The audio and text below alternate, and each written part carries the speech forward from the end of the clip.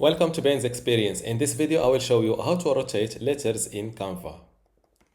This is a canva.com website, and first I will create a new design. Let's go with an Instagram post template to get a square template. Now let's add letters on this new template. I will duplicate B,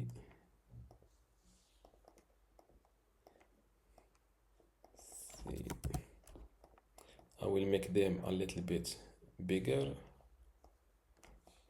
Now to rotate these letters, just select the letter and you can use this rotation icon just like that. Same thing, you can rotate it like that, you can rotate it upside down.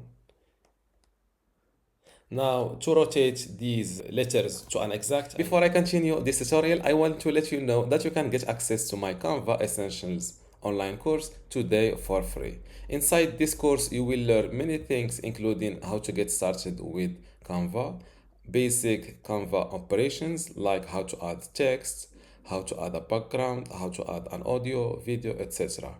You will also learn how to edit and customize elements in Canva, also advanced text features like how to upload new fonts to Canva, how to rotate a text. You will also learn image editing techniques like how to crop an image, how to flip an image, etc. Plus animation and video editing, creating specific designs, for example, how to make a YouTube thumbnail, team collaboration and exporting, and tips and tricks. If you want to get access to all of this today for free and also these other courses available in my university, just go to this link, university.bensexperience.com, link in the description. Without any further ado, let's continue our tutorial. Now, to rotate these letters to an exact angle, instead of using this rotation icon, you can use, first select the letter like that and go to see more on this toolbar,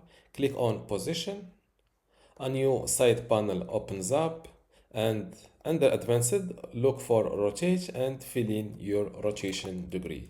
I want to rotate it, for example, 90 degree, click on enter.